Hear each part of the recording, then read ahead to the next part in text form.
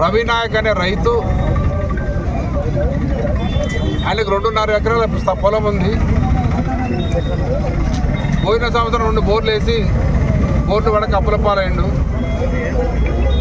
ఈ సంవత్సరం పత్తి వేసి ఒకసారి పత్తి వేస్తే పత్తి మొలకలు మొలవలేదు, మళ్ళీ రెండోసారి పత్తి వేసిండు.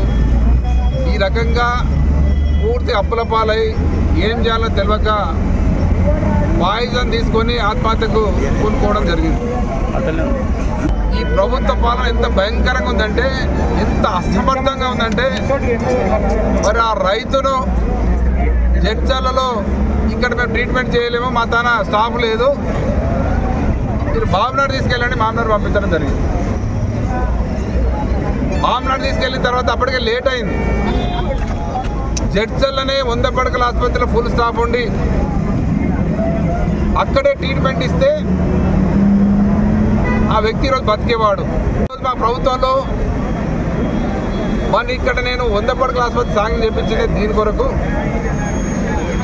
మరి ఇప్పుడున్న అసమర్థ ప్రభుత్వం, ఈ చేతగాని దద్దమ్మ ఎమ్మెల్యే అక్కడ స్టాఫ్ తీసుకురాక 100 పడకల ఆసుపత్రి జరుపుకున్న స్టాఫ్ లేక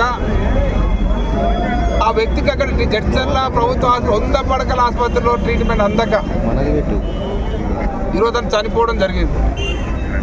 బాధాకరం ఏంటంటే మామనాడు పోతే అక్కడ ట్రీట్మెంట్ లేదు, వాళ్ళు హైదరాబాద్ రిఫర్ చేసిండ్రు. నిమ్స్ హాస్పిటల్కి పోతే అక్కడ దాదాపు గంటన్నర బయట వెయిట్ చేసిండ్రు, అక్కడ ట్రీట్మెంట్ జరగలేదు. అక్కడ నుంచి గాంధీ హాస్పిటల్ తీసుకెళ్ళిండ్రు, అక్కడ తీసుకెళ్ళిన తర్వాత అక్కడ చనిపోవడం. అసమర్థ ప్రభుత్వ పాలన వల్ల రైతులంతా గోసపడతా ఉన్నారు, రైతులంతా అప్పుల పాలవుతూ ఉన్నారు. రాష్ట్రం మొత్తం మీద రోజుకొక యావరేజ్గా రోజుకొక రైతు ఆత్మహత్య జరుగుతూ ఉంది. మరి అది అట్లాగే ఈ రైతు కూడా అప్పుల పాలై తోచని పరిస్థితుల్లో ఆత్మహత్యకు పాల్గొనడం జరిగింది. ఇదొక వంతు అయితే, మరి ఇక్కడ చేతగాని దద్దమ్మ అసమర్థ ఎమ్మెల్యే ఉండడం వల్ల ఎప్పుడో 1-2 సంవత్సరాల కిందనే గెలిచిన వెంబడే 2 నెలలకే 100 పడక ఆసుపత్రిలో స్టాఫ్ తీసుకొస్తాను మాట ఇవ్వడం జరిగింది. ఆయన గొప్పగా అసెంబ్లీలో కూడా మాట్లాడిన స్టాఫ్ లేదని. మరి అయినా ఇప్పటి వరకు 2 సంవత్సరాలు అయితే కూడా 100 పడకల ఆసుపత్రిలో స్టాఫ్ లేక ఈరోజు వ్యక్తికి ట్రీట్మెంట్ అందక అతను చనిపోవడం జరిగింది. ఇది కేవలం పూర్తి స్థాయిలో ప్రభుత్వ బాధ్యత వహించాలి. ఈ హత్యకు పూర్తిగా ప్రభుత్వం మరియు ఇక్కడ చేతగాని దద్దమ్మ అసమర్థ ఎమ్మెల్యేనే బాధ్యుడు.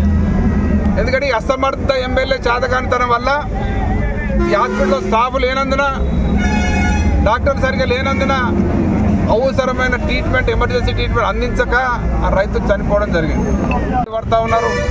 యూరియా అందించలేని దద్దమ్మలి ప్రభుత్వం, యూరియా లేదు, సకాలానికి విత్తనాలు సరిగ్గా ఉండవు, రైతు బంద్ అయ్యారు, కరెంటు చక్కగా ఉండదు, ఏది కూడా పూర్తిగా వ్యవసాయ రంగాన్ని మళ్ళీ పాత రోజులు అంటే పాత రోజులు వచ్చినాయి.